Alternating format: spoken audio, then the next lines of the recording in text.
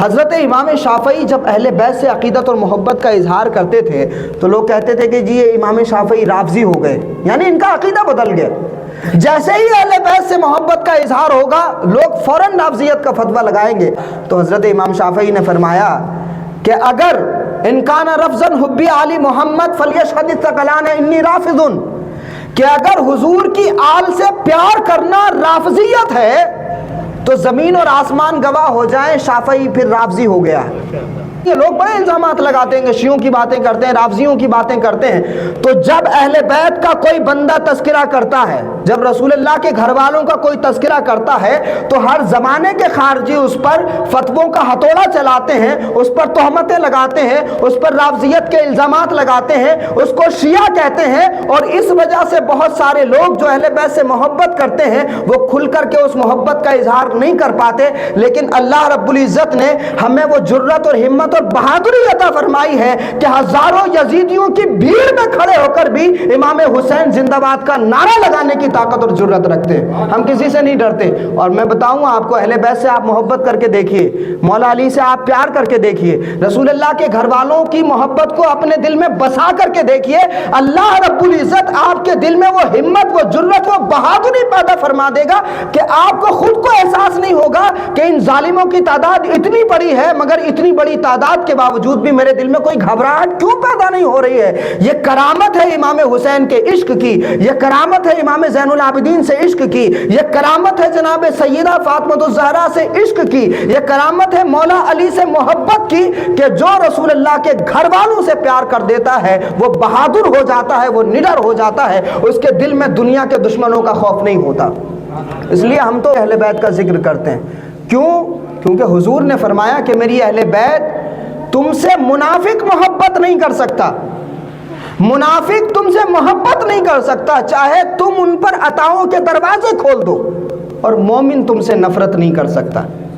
مومن تم سے بغض نہیں رکھ سکتا، مومن تم سے دشمنی نہیں رکھ سکتا۔ مومن کی شان ہے کہ وہ اہل بیت سے محبت کرتا ہے، اور اہل بیت سے صرف وہی محبت کر سکتے ہیں جن کی ماں نیک ہو اور باپ ایک ہو۔ اور یہ بات یاد رکھیے گا کہ جس طرح سے اگر کوئی کڈنی کا پیشنٹ ہو تو اس کو پانی ہضم نہیں ہوتا، اگر کوئی شوگر کا پیشنٹ ہو تو اس کو چینی ہضم نہیں ہوتی، اگر کسی کا خون خراب ہو تو اس کو علی کے بچوں کی محبت ہضم نہیں ہوتی۔ ہم تو اس پر اپنے مالک کا شکر ادا کرتے ہیں کہ اس نے ہمیں اپنے نبی کے گھر والوں سے محبت کرنے کا شعور عطا فرمایا ہے، اور اس کا اظہار ہم مختلف طریقوں سے کرتے ہیں۔ اور یہ کوئی بے بنیاد باتیں نہیں ہیں، میں آپ کو بتاؤں، حضرت امام مالک رحمۃ اللہ علیہ اپنے وقت کے وہ امام جنہوں نے سالوں مدینہ شریف میں مسجد نبوی میں بیٹھ کر کے حدیث کا درس دیا، کئی سال مسجد نبوی میں، رسول اللہ کی مسجد نبوی میں حدیث کا درس دیا، وہ حضرت امام مالک بھی شاگرد ہیں امام جعفر صادق کے۔ حضرت امام اعظم ابو حنیفہ جن کی ہم تقلید کرتے ہیں، جن کے مسلک پہ ہم نماز پڑھتے ہیں، اور وہ حضرت امام اعظم ابو حنیفہ بھی حضرت امام جعفر صادق کے شاگرد ہیں، اور وہ لمبے زمانے تک امام جعفر صادق کی صحبت میں رہے، اور انہوں نے ساری دنیا کو یہ بتایا کہ لوگوں اگر میرے 2 سال امام جعفر صادق کی صحبت میں نہ گزرے ہوتے تو نعمان بن ثابت ہلاک ہو گیا ہوتا۔ اب آپ کو فلسفہ سمجھ میں آیا کہ جو اہل بیت کے ساتھ سوار ہو جاتا ہے، حضور نے فرمایا کہ میرے اہل بیت کی مثال جناب نوح کی کشتی کی طرح، میری اہل بیت کی مثال جناب نوح علیہ السلام کی کشتی کی طرح، جو اس میں سوار ہو گیا وہ نجات پا گیا، اور جو اس میں سوار نہیں ہوا وہ ڈوب گیا۔ اب وہ کتابیں لکھتا پھرے، وہ مسجدیں بناتا پھرے، وہ چندے کرتا پھرے، وہ مدرسے بناتا پھرے، چاہے جو کرتا پھرے،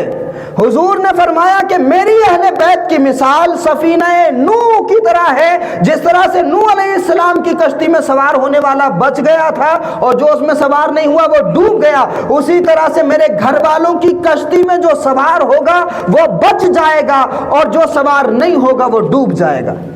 تو یہ اہل بیت کی شان اور فضیلت ہے، اور اسی وجہ سے پھر حضرت امام اعظم ابو حنیفہ فرماتے ہیں کہ میں نے 2 سال حضرت امام جعفر صادق کی صحبت میں گزارے ہیں کہ میں ہلاک ہو جاتا اگر یہ 2 سال نہ گزرے ہوتے، ان کے ساتھ 2 سال رہا ہوں تو انہوں نے مجھے ہلاکت سے بچا لیا، ان کی صحبت کی وجہ سے میں برباد ہونے سے بچ گیا۔ تو اہل بیت کی کشتی میں جو سوار ہوتا ہے وہ بربادی سے بچ جاتا ہے، اہل بیت کی کشتی میں جو سوار ہوتا ہے وہ تباہی سے بچ جاتا ہے۔ اور آپ کو ایک اور بڑی خاص بات بتاؤں، حضرت امام شافعی رحمۃ اللہ علیہ وہ فرماتے ہیں، ان کو بہت رافضی کہا گیا، وہ اہل بیت سے بڑا پیار کرتے تھے، بڑی محبت کرتے تھے، بڑا تذکرہ کرتے تھے، جگہ جگہ جا کر کے ان سے عقیدت کا اظہار کرتے تھے، رسول اللہ کے گھر والوں کا چرچا کرتے رہتے تھے۔ ان کی عادت تھی، جہاں لوگ ملے مولا علی کا ذکر کر دیا، جہاں لوگ ملے حضرت سیدہ کا ذکر کر دیا، امام حسن اور حسین کا ذکر کر دیا، تو ان کی عادت تھی تذکرہ کرنے کی۔ امام شافعی، دنیا میں ان کے بھی ماننے والے بہت ہیں، جس طرح سے ہم لوگ حنفی ہیں اسی طرح سے ایک بڑا طبقہ ہے شافعی مسلک کے ماننے والوں کا۔ حضرت امام شافعی جب اہل بیت سے عقیدت اور محبت کا اظہار کرتے تھے تو لوگ کہتے تھے کہ جی یہ امام شافعی رافضی ہو گئے، یعنی ان کا عقیدہ بدل گیا۔ جیسے ہی اہل بیت سے محبت کا اظہار ہوگا لوگ فوراً رافضیت کا فتویٰ لگائیں گے۔ تو حضرت امام شافعی نے فرمایا کہ اگر ان کان رفضا حبی علی محمد فلیشہد الثقلان انی رافض، کہ اگر حضور کی آل سے پیار کرنا رافضیت ہے تو زمین اور آسمان گواہ ہو جائیں شافعی پھر رافضی ہو گیا۔ یعنی الزام جب لگا تو انہوں نے یہ نہیں کہا کہ نہیں میں اس کو قبول نہیں کرتا، میں ایسا نہیں کرتا، میں حسن اور حسین کا ذکر نہیں کرتا۔ حضرت امام شافعی نے فرمایا کہ اگر اس ذکر کی وجہ سے تم مجھ پر رافضیت کی تہمت لگاتے ہو تو پھر زمین و آسمان گواہ ہو جائیں کہ ہاں ٹھیک ہے میں رافضی ہو گیا ہوں۔ تو میں تو اس بات کو سند مانتا ہوں اور میں اسی لیے کہتا ہوں کہ حضور کی آل کا ذکر کرنے کی وجہ سے، حسن اور حسین کا ذکر کرنے کی وجہ سے، امام جعفر صادق کے ذکر کی وجہ سے اگر دنیا مجھ پر یہ تہمت لگاتی ہے کہ یہ صاحب رافضیت زدہ ہے یا ان کا عقیدہ رافضیوں جیسا ہے، تو میں تو یہ مانتا ہوں کہ میرے لیے یہ الزام نہیں ہے، میرے لیے یہ تہمت نہیں ہے۔ قیامت میں جب میں اپنے رب کی بارگاہ میں پہنچوں گا اور میرا رب مجھ سے پوچھے گا دنیا میں کیا کر کے آیا ہے، تو میں صرف یہی کہوں گا کہ باری تعالیٰ مجھے نہیں پتا میرے پاس نمازیں اور روزے کتنے ہیں، لیکن میں اتنا جانتا ہوں کہ جب بھی میں تیرے نبی کی آل کا ذکر کرتا تھا تو مجھے لوگ رافضی کہتے تھے، ان کی محبت کی وجہ سے تو مجھے بخشنا چاہتا ہے تو ان کی نسبت کی وجہ سے تو مجھے معاف فرما دے۔